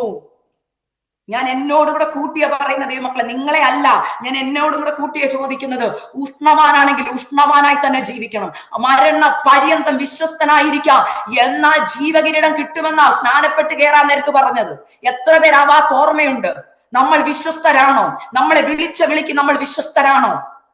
അതാ ഞാൻ പറഞ്ഞല്ലോ, വല്ലപ്പോഴും ഉപവാസ പ്രാർത്ഥന വെക്കുമ്പോൾ മുമ്പിൽ നിൽക്കുന്നവരല്ല, എപ്പോഴും ഏത് നിമിഷവും വീട്ടിൽ പേഴ്സണൽ ലൈഫിൽ ഓർക്കണം, പേഴ്സണൽ ലൈഫാണ് ഇന്നത്തെ നിങ്ങളുടെ സ്കെയില്. നിങ്ങൾ എന്തിന്റെയും സ്ഥാനമാനങ്ങളിലായിരിക്കാം, എന്നാൽ കർത്താവ് നോക്കുന്നത് എന്ത് സ്ഥാനമാണെന്നല്ല. കർത്താവ് നോക്കുന്ന കർത്താവിന്റെ വിശുദ്ധിയിലും വേർപാടിലും നിങ്ങളുടെ സ്കെയിൽ എവിടാണ്. ഹല്ലേലൂയ. ഏത് നിലപാടാണ് നിങ്ങൾ എടുക്കുന്നത് ആത്മീക വിഷയങ്ങളിൽ? നിങ്ങൾ ആത്മീകനാണെങ്കിൽ ഇന്നത്തെ സഭ പോകുന്ന രീതി നിങ്ങൾ പോകത്തില്ല.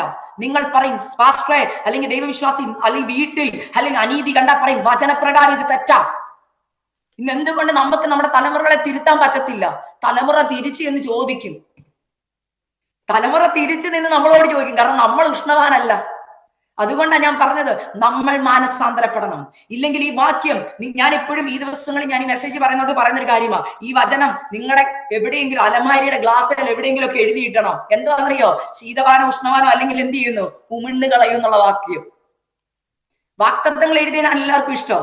പക്ഷെ ഇങ്ങനെ നമ്മളെ ഒന്ന് റിമൈൻഡ് ചെയ്യുന്ന ചില റിമൈൻഡേഴ്സ് എഴുതിയിടുന്നത് നല്ലതാണ്. മനസ്സിലായോ? ദൈവ അഗ്നിജ്വാലയ്ക്കൊത്ത കണ്ണുള്ളവനോ ഒന്ന് എഴുതിയിടുന്നത് നല്ലതാണ്. മനസ്സിലാവുന്നുണ്ടോ? മക്കള് ടി വി കാണുന്നതിന്റെ മുമ്പിൽ ഈ വാചനം ഒന്ന് എഴുതിയിടണം. നീ ശീതവാനും അല്ല ഉഷ്ണവാനും അല്ലെന്ന് പറയുന്നിടത്ത് നിന്നെ ഞാൻ ഉമിണ്ണ് കളയുന്നു, ആ വാക്യം അവിടെ എഴുതണം. എന്നിട്ട് ചിന്തിക്കണം, ടി വി ഇരുന്ന് കാണണോ വേണ്ടയോ എന്ന് പ്രാർത്ഥിക്കുന്ന സമയത്ത്. മനസ്സിലാവുന്നുണ്ടോ? ദൈവാത്മാവ് പറഞ്ഞു അതുപോലെ പറയോ? മണിക്കൂറുകൾ ടിവിയുടെ മുമ്പിൽ ഇരിക്കുന്ന അമ്മച്ചിമാരെ, ആന്റിമാരെ, സീരിയൽ കാണുന്ന ആന്റിമാരെ അവിടെ എഴുതിയിടണോന്ന്. നീ ശീതവാനാണോ ഉഷ്ണവാനാണോ? കർത്താവ് പറയോ നിന്നെ ഞാൻ ഉമിണ്ണ് കളയൂന്ന്. അത് എഴുതിയിടണം ടിവിയുടെ മുകളിൽ. ഭയക്കണം ദൈവത്തെ, മടങ്ങി വരണം ദൈവസഭ. കർത്താവിന്റെ വരവെടുത്തു. ഇന്ന് തലമുറയുടെ കല്യാണത്തിനും തലമുറകളുടെ ജോലിക്കും വിദ്യാഭ്യാസത്തിനും സ്ഥാനം കൊടുക്കുന്ന അമ്മച്ചി ഇന്ന് ഈ ദിവസങ്ങളിൽ പ്രാർത്ഥനയുടെ ലിസ്റ്റ് മാറ്റിയിട്ട് എന്റെ തലമുറ മാനസാന്തരപ്പെടണം, അവർക്ക് ദൈവവുമായിട്ട് ഒരു ബന്ധം വേണം, ദൈവം അവരോടൊന്ന് സംസാരിക്കണം, അപ്പാ എന്റെ തലമുറയൊന്ന് മടക്കി വരുത്തണമേ. അവൻ ഇന്ന് ശീതവാനായിട്ടാ പോകുന്നത്. ആത്മീക കാര്യത്തിൽ അവൻ ഒരു ഉത്സാഹവുമില്ല. പ്രാർത്ഥിക്കാൻ പറഞ്ഞ പ്രാർത്ഥിക്കത്തില്ല, വചനം പറയാൻ പറഞ്ഞ വചനം വായിക്കത്തില്ല. കർത്താവ് എന്റെ കുഞ്ഞിനെ ഒന്ന് ഉഷ്ണവാനാക്കണേ എന്ന് പ്രാർത്ഥിക്കുക ദൈവമക്കളെ. നിങ്ങൾ ആത്മീക കാര്യത്തിന് മുൻതൂക്കം കൊടുക്കുക. പണ്ട് ഞാൻ പറഞ്ഞല്ലോ, ഞാൻ വളർന്നത് ഒരു പെന്തക്കോസ്ത് കുടുംബത്തില്. എന്നാൽ എന്റെ മമ്മി യാക്കോബ കുടുംബത്തിൽ നിന്ന് ഒറ്റയ്ക്ക് വിശ്വാസത്തിൽ വന്നൊരു മാതാവാ. ഞാനൊരു ഗുണം പറയാം, എന്റെ മമ്മി ഭയങ്കര സ്ട്രിക്റ്റ് ആയിരുന്നു ആത്മീക കാര്യങ്ങളിൽ. എന്റെ മമ്മി വളരെ സ്ട്രിക്റ്റ് ആയിരുന്നു. പ്രാർത്ഥന കഴിഞ്ഞേ ഉള്ളൂ എന്തും. ഒരു പ്രാർത്ഥന മുടക്കിപ്പിക്കത്തില്ലായിരുന്നു. 10th മെയിൻ എക്സാം നടക്കുമ്പോൾ പോലും ഞങ്ങളുടെ വീട്ടിൽ പ്രാർത്ഥന മുടക്കത്തില്ല. കുടുംബ പ്രാർത്ഥനകളിൽ കൊണ്ടുപോകായിരുന്നു. കുടുംബ പ്രാർത്ഥന ചെയ്യാതെ ഭക്ഷണം തരത്തില്ല. അന്നൊക്കെ ചിലപ്പോ ദേഷ്യം തോന്നും, മമ്മി എന്തോ ഇങ്ങനെ, എന്തോ ഇത് ഇന്ന് കഴിച്ചെന്നോർത്ത്. പക്ഷെ മമ്മി പറയുന്നൊരു കാര്യമുണ്ട്, മക്കളെ, മുമ്പേ അവന്റെ രാജ്യവും നീതി അന്വേഷിക്കുക. അത് കഴിഞ്ഞിട്ട് മതി ഈ ശരീരത്തിന് കൊടുക്കേണ്ടതൊക്കെ. അത് കഴിഞ്ഞു മതി പഠിത്തം, അത് കഴിഞ്ഞു മതി എന്തും. ഹല്ലേലൂയ. ദൈവമക്കളെ, ഞാൻ ഇന്ന് അതിന്റെ മഹത്വം മനസ്സിലാക്കുകയാ. ഹല്ലേലൂയ. ഇന്ന് അമ്മമാരെങ്ങനെയാ? അയ്യോ കൊച്ചിന് ട്യൂഷൻ ഉണ്ട്, കൊച്ചിന് എക്സാം ഉണ്ട്, അമ്മയും കൂടെ വീട്ടിൽ ഇരിക്കോ കൊച്ചിന്റെ കൂടെ? പ്രാർത്ഥനയ്ക്ക് പോകത്തില്ല. നമുക്ക് സൂമിൽ അറ്റൻഡ് ചെയ്യാം, ചർച്ചിൽ പോകണ്ട. എന്തുകൊണ്ട്? അയ്യോ മോൻ എക്സാമാണ്, അയ്യോ കൊച്ചു എൻട്രൻസ് കോച്ചിങ്ങിന് പൊക്കോണ്ടിരിക്കുക, അയ്യോ ഇന്ന് നാളെ ഞാൻ ചർച്ച വരത്തില്ല കേട്ടോ, കൊച്ചിന്റെ കൂടെ എക്സാമിന് പോവാ, കൊച്ചിന്റെ കൂടെ വീട്ടിൽ ഇരിക്കുക അപ്പൊ പഠിക്കാൻ. ദൈവമക്കളെ, കാഴ്ചപ്പാട് മാറിപ്പോയി കേട്ടോ, കാഴ്ചപ്പാട് മാറിപ്പോയി. പണ്ടത്തെ അമ്മച്ചിമാർക്ക് അറിയാവുന്ന ഒരു കാര്യം, പ്രായമുള്ള പലരും എന്നെ കേൾക്കുന്നോണ്ട് ചോദിക്കുക, അന്നത്തെ കാലത്തിലെ പെന്തക്കോസ്ത് എന്തായിരുന്നു?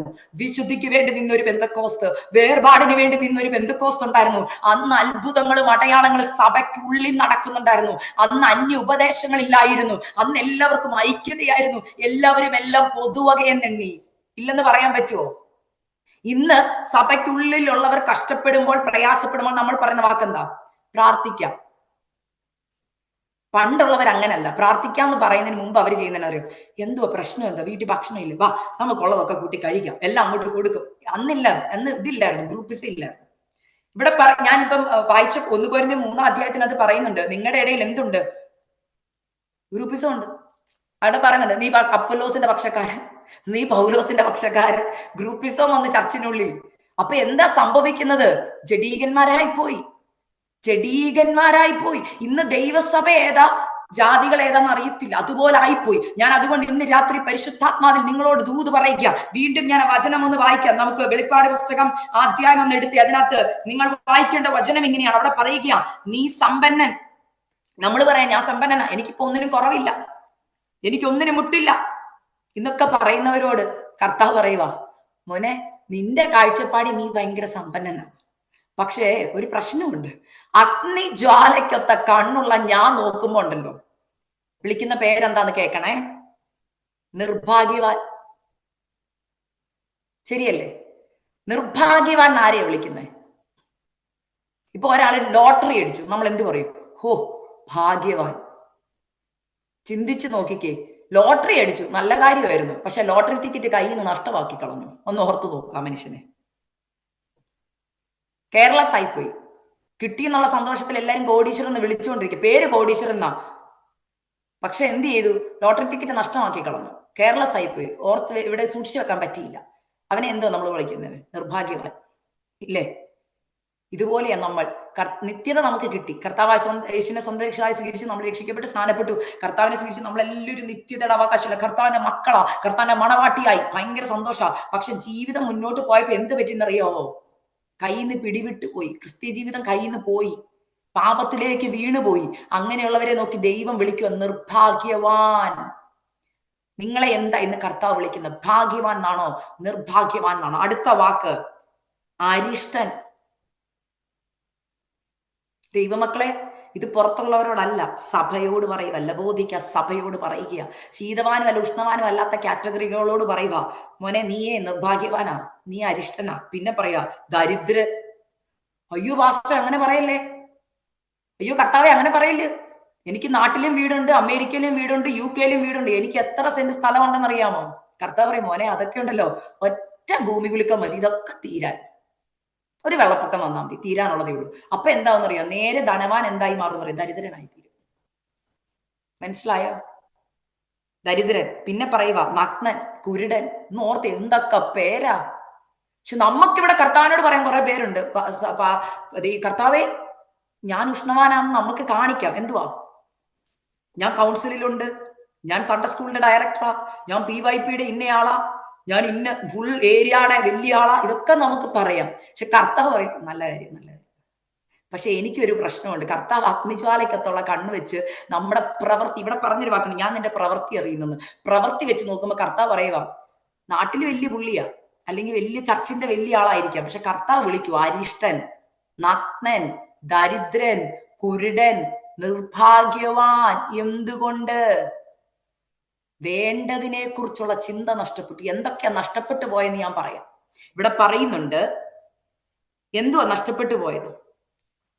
നീ സമ്പന്നനാകേണ്ടതിന്. അപ്പം സമ്പന്നനല്ല, അപ്പൊ എന്തുവാ നഷ്ടപ്പെട്ടെന്ന് അവിടെ പറയുന്നുണ്ട്. ഊതിക്കഴിച്ച പൊന്നും, തീയിൽ ഊതിക്കഴിച്ച പൊന്ന് നീ എന്നോട് വിലക്ക് വാങ്ങണം. എന്തുവാ തീയിൽ ഊതിക്കഴിച്ച പൊന്ന്? ദൈവവചനം. എവിടെ അത് എഴുതിയിരിക്കുന്നതെന്ന് അറിയാമോ? സങ്കീർത്തനങ്ങൾ 18:30 ഇങ്ങനെ പറയുന്നു, വചനം എന്ന് പറയുന്ന ഊതിക്കഴിച്ച പൊന്നു പോലാണ് വചനം. ദൈവമക്കളെ, നിങ്ങളോട് തന്നെ ഇന്ന് ചോദിക്കണം, ഇന്ന് രാവിലെ തൊട്ട് ഈ രാത്രി വരെയുള്ള സമയങ്ങളിൽ നിങ്ങളിൽ എത്ര പേർ ഒരു 5 മിനിറ്റ് ബൈബിൾ വായിച്ചിട്ടുണ്ട്? ഉഷ്ണവാനാണോ ശീതവാനാണോ എന്ന് ഇപ്പൊ അറിയാം. രാവിലെ എഴുന്നേറ്റ് ഇത്രയും നേരം ഉണ്ടായിരുന്നു. ഞാൻ 5 മിനിറ്റ് എന്ന് നിങ്ങളോട് ചോദിക്കും, ഇന്ന് എത്ര പേർ സങ്കീർത്തനം എടുത്ത് വായിച്ച കാര്യമല്ലേ ചോദിക്കുന്നത് കേട്ടോ. കാരണം രാവിലെ നമുക്കൊരു പ്രശ്നമുണ്ട്. പെന്തിക്കോസായിരുന്നു, നമുക്ക് ഒരു നമ്മൾ പറഞ്ഞ ഒരു റൂട്ടീൻ ഉണ്ട്. എന്താണെന്നറിയോ? രാവിലെ എഴുന്നേറ്റ് പല്ല് തേക്കണം, മുഖമൊക്കെ ഒന്ന് കഴുകണം, കാപ്പി കുടിക്കണം. കാപ്പി കുടിച്ചിട്ട് ബൈബിൾ വായിക്കണം. ബൈബിൾ വായിച്ചില്ലെങ്കിൽ ശരിയല്ല. അതുകൊണ്ട് നമ്മൾ ബൈബിൾ വായിക്കുന്നു. ആ ബൈബിൾ വായനയുടെ കാര്യമല്ല ഞാൻ ചോദിക്കുന്നത്. എനിക്ക് കർത്താവിന് ഇന്ന് എന്താ എന്നോട് പറയാനുള്ളത്? എന്റെ ജീവിതത്തിൽ എന്താ കറക്റ്റ് ചെയ്യാനുള്ളത്? വചനം എന്ന് പറയുന്ന കണ്ണാടിയാണ്. നമ്മൾ മുഖം നോക്കുന്ന കണ്ണാടി നോക്കുന്നതിന് മുമ്പ് എത്ര പേര് വചനം എന്ന കണ്ണാടി നോക്കി എന്റെ ജീവിതത്തിൽ എന്തെങ്കിലും കറയുണ്ടോ, ചുളുക്കമുണ്ടോ, എന്തെങ്കിലും ഉണ്ടോ? 5 മിനിറ്റ് ഇന്ന് ദൈവ വചനം തുറന്ന് അതിന്റെ മുമ്പിൽ ഇരുന്ന് എത്ര പേരുണ്ട്?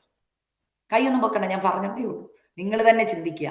അപ്പൊ വചനം നഷ്ടപ്പെട്ടു. അതുകൊണ്ടാ ദരിദ്രൻ എന്ന് വിളിച്ചത്. ധനവാനാകണമെങ്കിൽ എന്ത് വേണം? നീ സമ്പന്നനാകേണ്ടതിന് എന്ത് ചെയ്യണം? വചനം വേണം. വചനത്തിൽ സമ്പന്നതയാവണം. എന്നാൽ വചനത്തിൽ പോയി. ഞാൻ ഈ വചനത്തിന്റെ സമ്പന്നതയെ കുറിച്ച് നിങ്ങളെ ഒരു കാര്യം, ഒരു സീരിയസ് ആയിട്ടൊരു കാര്യം പറയും. ഞാൻ ഇന്ന് ഇവിടെ ഞങ്ങൾ അമേരിക്ക വന്ന സമയത്ത് ഞാൻ കണ്ട ഒരു കാര്യം, ഇവിടെ ഇപ്പൊ ഒരുപാട് ഒരുപാട് മുസ്ലിം ആൾക്കാർ ഇങ്ങനെ കൂടിക്കൊണ്ടിരിക്കുക ഞങ്ങളുടെ ഈ രാജ്യത്ത്. ഞാൻ ഒരുപാട് യൂത്ത് കോളേജ് കുഞ്ഞുങ്ങളുമായിട്ട് ഒരുപാട് ഇങ്ങനെ മിങ്കിൾ ചെയ്യുന്നുണ്ട്. ഞാൻ കണ്ട ഒരു കാര്യം, ഈ കുഞ്ഞുങ്ങൾ പലപ്പോഴും എൻ്റെ അടുത്ത് വന്ന് ചോദിക്കുന്ന ക്വസ്റ്റ്യൻസ് ഉണ്ട്, പല ചോദ്യങ്ങൾ. ചേച്ചി, തൃത്വത്തെ എങ്ങനെയാ തെളിയിക്കേണ്ടത്? ഒന്നും ഓർക്കണേ, കോളേജിൽ പഠിക്കുന്ന കുഞ്ഞുങ്ങളാ, 16 17 വയസ്സുള്ള കുഞ്ഞുങ്ങളാ. ഇവര് സൺഡേ സ്കൂളിൽ ഭയങ്കര ആക്റ്റീവാ സഭയിൽ. മനസ്സിലാകുന്നുണ്ടോ? കേൾക്കുന്നുണ്ടോ നിങ്ങളൊക്കെ? തൃത്വം എങ്ങനെയാ തെളിയിക്കുന്നത്? യേശു ദൈവം എന്ന് എവിടാ പറഞ്ഞിരിക്കുന്നത്? മനസ്സിലായോ? മുസ്ലിങ്ങൾ പറയുന്നു, എന്നോട് ക്വസ്റ്റ്യൻ ചോദിച്ചു, നിങ്ങൾക്ക് 3 ദൈവങ്ങളുണ്ട്, അപ്പൊ നിങ്ങൾ തെറ്റാ ചെയ്യുന്നത്. അപ്പൊ ഞാൻ ചോദിച്ചു, മോൾ എന്താ മറുപടി പറഞ്ഞത്? എനിക്ക് എന്താ മറുപടി പറയേണ്ടെന്ന് അറിയത്തില്ല. മനസ്സിലായോ ഞാൻ പറഞ്ഞത്? എന്നാൽ നിങ്ങളൊരു മുസ്ലിമിനോട് സംസാരിച്ച് നോക്കിയേ, അവർക്ക് അവരുടെ ഖുർആൻ അരച്ച് കലക്കി അറിയാം, അവർക്ക് പിടിച്ചു നിൽക്കാൻ അറിയാം. എന്തുകൊണ്ടെന്നറിയോ? അവരവരുടെ തലമുറകളെ ചെറിയ പ്രായം തൊട്ട് മേക്ക് ഷുവർ ചെയ്യും അവർക്ക് ഖുർആൻ അറിയാമെന്ന്. ദൈവമക്കളെ, ഞാൻ ഇന്ന് ഇത് പറയുന്നതിന്റെ റീസൺ, നമ്മുടെ തലമുറ ഇന്ന് സമ്പന്നരല്ല.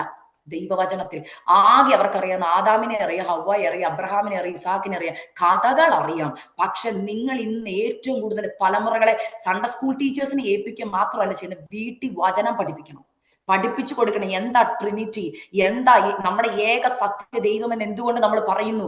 യേശു ക്രിസ്തു എവിടെയാ ദൈവമെന്ന് പറഞ്ഞിരിക്കുന്നത്? ഇത് വീട്ടിൽ പഠിപ്പിക്കണം.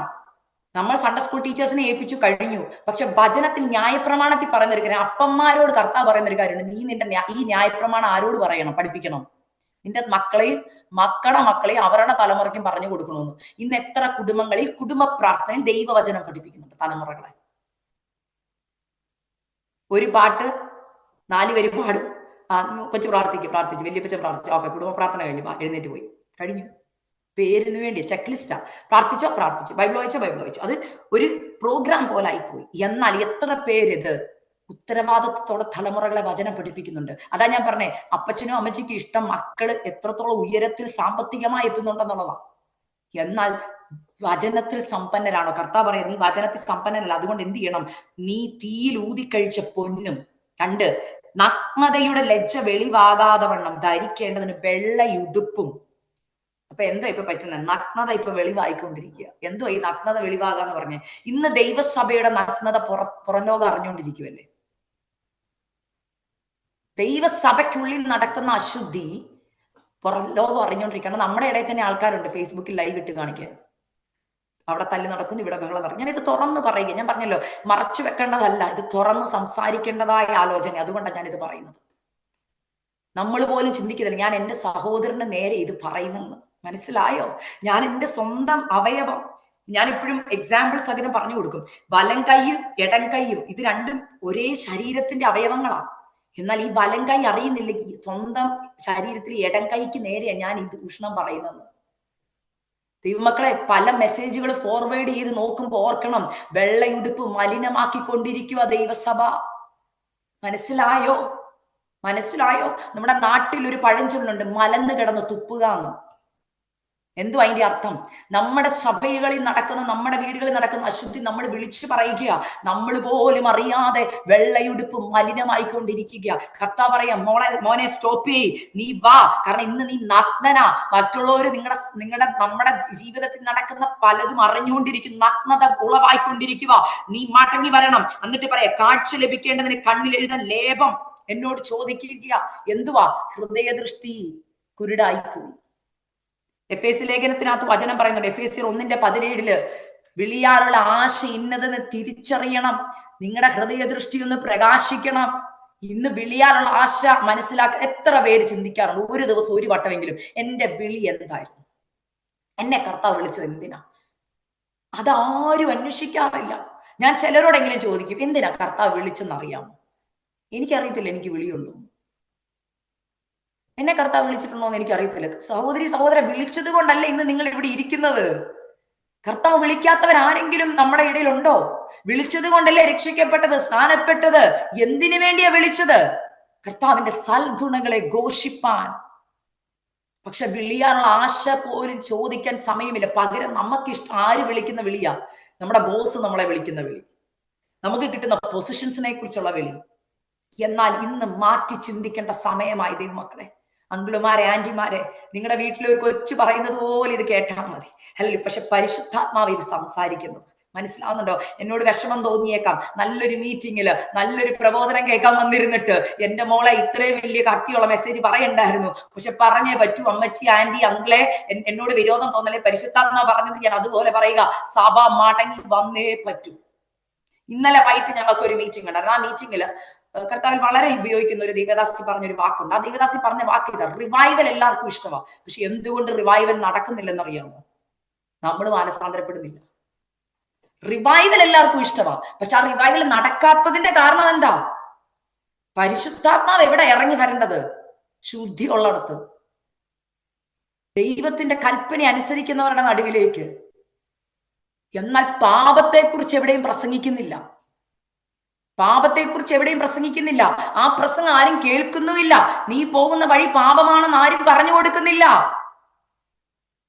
ഞാനിത് ഭയാനകമായി ദൈവമക്കളോട് പറയും. ഞാൻ അനേക കുഞ്ഞുങ്ങളുമായിട്ട് സംസാരിക്കുമ്പോൾ, മക്കളെ ഇത് ചെയ്യുന്ന തെറ്റാ, നിങ്ങൾ ഫോണിൽ ഇത് കാണുന്ന തെറ്റാന്ന് പറഞ്ഞപ്പോ എന്നോട് ചോദിക്കുക, ചേച്ചി അതെവിടെ ബൈബിളിൽ എഴുതിയിരിക്കുന്നെന്ന്. ദൈവമക്കളെ ഒന്ന് ഓർത്തേ, പറ, നിങ്ങൾ തന്നെ പറ, ബൈബിളിൽ എവിടെ എഴുതിയിരിക്കുന്നത് ഫോൺ കാണുന്ന തെറ്റാണ്? വാക്യമുണ്ടോ? വാക്യമുണ്ട്, വാക്യമുണ്ട്. അത് പറഞ്ഞു കൊടുക്കാം. മാതാപിതാക്കൾ ബാധ്യസ്ഥരാ. കുടുംബ പ്രാർത്ഥനയെ വിളിച്ചിരുത്തി പറഞ്ഞു കൊടുക്കണം. പക്ഷെ ഇന്ന് ആരാ ഇത് പറയുന്നത്? കാരണം ഇന്ന് സഭയെ പോലും പാപത്തെക്കുറിച്ച് പ്രസംഗിക്കുന്നില്ല. കണ്ണുകൊണ്ട് പാപം ചെയ്തുകൊണ്ടിരിക്കുക ഇന്നത്തെ തലമുറ. അമ്പച്ച അമ്മച്ചി അറിയുന്നില്ലെങ്കിൽ ഓർത്തോ കേട്ടോ, മക്കള് മുറിയടച്ചിരിക്കുമ്പം ഓക്കെയാന്ന് വിചാരിക്കരുത് കേട്ടോ. അവർ കണ്ണുകൊണ്ട് അശുദ്ധമായത് കാണുക. അവരുടെ ഹൃദയദൃഷ്ടി ഹല്ലേലൂയ കുരുടായിക്കൊണ്ടിരിക്കുക. അവർക്ക് അവരുടെ വിളി എന്തെന്ന് അറിയത്തില്ല. അവരുടെ വിളി എന്താ? ദൈവ പൈതൽ എന്നുള്ള വിളിയാ, ചൈൽഡ് ഓഫ് ഗോഡ് എന്നുള്ള വിളിയാ. അതവർക്ക് അറിയത്തില്ല. അപ്പച്ചനും അമ്മച്ചിയും കണ്ണു തുറക്കാൻ നോക്കുന്നുണ്ടോ? ഇല്ല. മനസ്സിലായോ? കാരണം ഇന്ന് അപ്പച്ചന്മാരും അമ്മച്ചിമാരും ഉൾപ്പെടെ ഫോണിനകത്താണ്. മനസ്സിലായോ എനിക്ക് പറയുന്നത്? നമുക്ക് ആരെയും ഇന്ന് തിരുത്താൻ പറ്റുന്നു? ആരെയും തിരുത്താൻ പറ്റത്തില്ല. അതുകൊണ്ട് പറയാം, മടങ്ങി വരണം. എന്നിട്ട് പറയുക, അല്ലെങ്കിൽ കണ്ണിൽ എഴുതുവാൻ ലേപം എന്നോട് വിലയ്ക്ക് വാങ്ങാൻ ഈ ടൈം. ഇന്ന് എന്തുകൊണ്ട് ഈ മെസ്സേജ് തന്നെന്ന് നിങ്ങൾ ചോദിച്ചാൽ പരിശുദ്ധാത്മാവിനുള്ള ഉത്തരം ഇതാ: വിലയ്ക്ക് വാങ്ങാനുള്ള സമയമായി, അന്ത്യകാലമായി. ആ 5 കന്യകമാർ കൈവിട്ടു പോയത് ഓർമ്മയുണ്ടോ? എന്തുകൊണ്ടെന്നറിയാവോ? സമയം കഴിഞ്ഞപ്പോഴാ വിലയ്ക്ക് വാങ്ങാൻ പോയത്. ഓർമ്മയുണ്ടോ 5 പേരുടെ കാര്യം? വിലയ്ക്ക് വാങ്ങാൻ സമയം ഉണ്ടായിരുന്നു, അപ്പൊ പോയില്ല. അപ്പൊ എന്തോയായിരുന്നു? ബിസി ആയിരുന്നു. എന്തോത്തിൽ ബിസി ആയിരുന്നു? ഓ, ഞങ്ങള് പണ്ടേ അഭിഷേകം പ്രാപിച്ചവരാ, ഞങ്ങൾക്ക് ഇതൊക്കെ പാരമ്പര്യമായിട്ടുള്ളതാ. മറ്റേ 5 പേരുണ്ടല്ലോ, വിളക്കിലും ഉണ്ടായിരുന്നു, എക്സ്ട്രാ പാത്രത്തിലും കരുതി. അവര് സമയമെടുത്തു, അവരാരും അറിയാതെ. ഹല്ലേലൂയ. അവര് മേടിക്കേണ്ടവരുടെ അടുക്ക പോയി എണ്ണ മേടിച്ചു. അവര് വിളക്കിലും നിറച്ചു, അവരുടെ പാത്രത്തിലും നിറച്ചു. എന്ന് വെച്ചാൽ എന്താ? അവർക്ക് എക്സ്ട്രാ ഉണ്ടായിരുന്നു, വചനത്തിൽ അറിവ് എക്സ്ട്രാ ഉണ്ടായിരുന്നു. അല്ലെങ്കിൽ ഹൃദയദൃഷ്ടി പ്രകാശിച്ചവർ, ദൈവത്തിന്റെ വിളിയാനുള്ള ആശ തിരിച്ചറിഞ്ഞ് പ്രവർത്തിച്ചവരാ 5 കന്യകമാർ, ബുദ്ധിയുള്ളവർ. എന്നാൽ 5 പേർ ബുദ്ധിയില്ലെന്ന് എഴുതാൻ കാരണം എന്താണെന്നറിയാമോ? അവരവരുടെ കംഫോർട്ട് സോണിൽ, അവർക്കുള്ള സമ്പന്നതയിൽ, അവരുടെ ആ ഒരു സുഖ സൗകര്യങ്ങളിൽ അവരങ്ങ് ലയിച്ചു പോയി. നോക്കിയപ്പോ വിളക്കുണ്ട്, കത്തുന്നുണ്ടോ? അത്യാവശ്യമൊക്കെ ഞായറാഴ്ച കത്തുന്നുണ്ട്. ബാക്കിയുള്ള ദിവസം അവരങ്ങ് കെടുത്തി വെക്കും. എന്താണെന്നറിയോ? ഒത്തിരി കത്തിയ വിളക്ക് എണ്ണ കുറഞ്ഞു പോകത്തില്ലേ? ഞായറാഴ്ച മാത്രം അവരൊന്ന് തെളിയിക്കും. അപ്പം ഇടയ്ക്ക് ഞായറാഴ്ച നോക്കിയപ്പോ കത്തുന്നുള്ളതുകൊണ്ട് ആ ഉറപ്പിൽ അവരിരുന്നു പോയി. പക്ഷെ മണവാളം വന്നപ്പോ എന്തോ പറ്റിയെന്നറിയാമോ? അവര് വിലയ്ക്ക് വാങ്ങാൻ പോയി. ആ സമയത്ത് പോയി വന്ന് മണവാളൻ വന്നുപോയി. അതുകൊണ്ട് ഇന്ന് രാത്രി ഞാൻ പറഞ്ഞു, എനിക്കറിയത്തില്ല ഇന്ന് രാത്രി കർത്താവ് വരുമോന്ന്. നിങ്ങളുടെ മണവാളൻ, നമ്മുടെ മണവാളൻ ഇന്ന് രാത്രി വന്നാൽ വിലയ്ക്ക് വാങ്ങാനുള്ള സമയമായി മാത്രം ഈ മെസ്സേജിനെ ഇന്ന് രാത്രി കണ്ടാൽ മതി. ഈ രാത്രി പരിശുദ്ധാത്മാവ് ഈ ദൂത് നിങ്ങളോട് കൈമാറിയിട്ടുണ്ടെങ്കിൽ അതിന്റെ അർത്ഥം വിലയ്ക്ക് വാങ്ങാനുള്ള സമയമായി, കർത്താവിന്റെ അടുക്ക് മടങ്ങി വരാൻ സമയമായി. കർത്താവേ, ഊതിക്കഴിച്ച തീയിലൂതിക്കഴിച്ച പൊന്നെനിക്ക് വേണം. വചനത്തിലേക്ക് ഞാൻ മടങ്ങി വരാൻ തയ്യാറാ. എന്നെ വചനം ഒന്ന് പഠിപ്പിക്കണമേ, വചനത്തിന്റെ ആഴം എന്നെ ഒന്ന് പഠിപ്പിക്കണമേ. 2, ഹല്ലേലൂയ, എന്റെ ജീവിതത്തിൽ എന്റെ വെള്ളയുടുപ്പിൽ മലിനത വന്നിട്ടുണ്ടെന്ന് സമ്മതിക്കണം. എന്റെ ഉള്ളിൽ ഈർഷ്യയുണ്ട്, എന്റെ ഉള്ളിൽ പകയുണ്ട്, എന്റെ ഉള്ളിൽ പിണക്കമുണ്ട്. ഞാൻ ആ കറ, ചുളുക്കം, വാട്ടം, മാലിന്യം മാറ്റാൻ തയ്യാറാ. എനിക്കൊരു നല്ല വെള്ളയുടുപ്പ് തരണമേ. 2, കണ്ണിലെഴുതാൻ ലേപം എനിക്ക് തരണമേ. എന്റെ ഹൃദയദൃഷ്ടി ഒന്ന് പ്രകാശിക്കണമേ. നിത്യതയെ കുറിച്ചുള്ള വാഞ്ച എനിക്ക് തരണമേ. ഇന്ന് നിത്യതയെ കുറിച്ചുള്ള വാഞ്ച കുറഞ്ഞെന്നുള്ള ഏറ്റവും വലിയ ഉദാഹരണം നമ്മുടെ ഇടയിൽ അവസാന ആശീർവാദം പറയുമ്പോൾ കേൾക്കാം. ഇന്ന് സഭകളിൽ ആമേൻ കർത്താവേ വേഗം വരണമെന്ന് ഞാൻ കേൾക്കാറ് പോലും ഇല്ല. പിന്നെ പറയുന്ന സഭകളുണ്ട്. ഇന്നും പറയുമ്പോൾ നിങ്ങൾ ആരെങ്കിലും പറയാറുണ്ടോ? നിങ്ങൾ തന്നെ നിങ്ങളെ ചോദിച്ചു. കഴിഞ്ഞ ഞായറാഴ്ച ആശീർവാദം പറഞ്ഞപ്പോ എത്ര പേര് പറഞ്ഞു ആമേൻ കർത്താവേ വേഗം വരണേ? ആ സമയം ബാഗ് എടുത്തുകൊണ്ട് ഇറങ്ങിയില്ലേ? ഉയ്യോ പെട്ടെന്ന് കഴിക്കാൻ പോണം, ഷുഗർ ഡൗൺ ആവുക, പെട്ടെന്ന് പോയി കഴിക്കണം. ആമേൻ കർത്താവെ വേഗം വരണേന്ന് ആരാ ഇന്നത്തെ കാലത്ത് പറയുന്ന ദൈവമക്കളെ? ഞാൻ കേൾക്കാറില്ല. ആമേൻ കർത്താവേ എന്ന് പറയുമ്പോ ആകെ ഞാൻ കേൾക്കുന്നത് വരണമേ. അത് ഒന്നോ രണ്ടോ അപ്പച്ചന്മാര് ഫ്രണ്ടിൽ നിന്ന് പറഞ്ഞാലേ വരണമേന്ന്. വേഗം എന്നുള്ള ഒരു വാക്കേ ഇല്ല. എന്തുകൊണ്ടാ? പേടിയാ പറയും. കാരണം കർത്താവ് ഇപ്പോഴെങ്ങും വരരുത്. എന്റെ മോന്റെ കല്യാണം കഴിഞ്ഞിട്ട് എന്റെ കൊച്ചുമക്കളെയൊക്കെ കണ്ടിട്ട് ഞങ്ങളുടെ വീടിന്റെ പണിയൊക്കെ ഒന്ന് കഴിഞ്ഞിട്ടേ കർത്താവേ നീ വരാവുള്ളൂ. എത്ര പേര് ഇങ്ങനെ പ്രാർത്ഥിക്കുന്നുണ്ടാവും എനിക്കറിയത്തില്ല. ഉള്ളി പ്രാർത്ഥന ചെയ്ത കർത്താവ് ഇപ്പോഴെങ്ങും വരില്ല കേട്ടോ, എന്റെ മോന്റെ കല്യാണം ഒന്ന് കണ്ടിട്ടേ നീ വരാവുള്ളൂ. മനസ്സിലാവുന്നുണ്ടോ? കാരണം അതൊക്കെ കാഴ്ചപ്പാടൊക്കെ പോയി. അതാ പറഞ്ഞ ഹൃദയദൃഷ്ടി കുരുടായിക്കൊണ്ടിരിക്കുക. ഇന്ന് രാത്രി എത്ര പേർക്ക് പറയാൻ കഴിയും കർത്താവെ നീ വേഗം വരണം, ഞാൻ റെഡിയാണ്? എത്ര പേർക്ക് പറയാൻ കഴിയും കർത്താവെ ഞാൻ റെഡിയാ? ഈ പറഞ്ഞതുപോലെ ഏത് ലിസ്റ്റിലാന്ന് ഉറപ്പ് വേണം. ശീതവാനാണോ ഉഷ്ണവാനാണോ? ഹല്ലേലൂയ. അത് കഴിഞ്ഞിട്ട് പറയുന്ന ഒരു കാര്യമുണ്ട്, ജയിക്കുന്നവന് ഞാൻ എന്നോട് കൂടി ഇരിക്കും. എന്ത് ജയിക്കണം?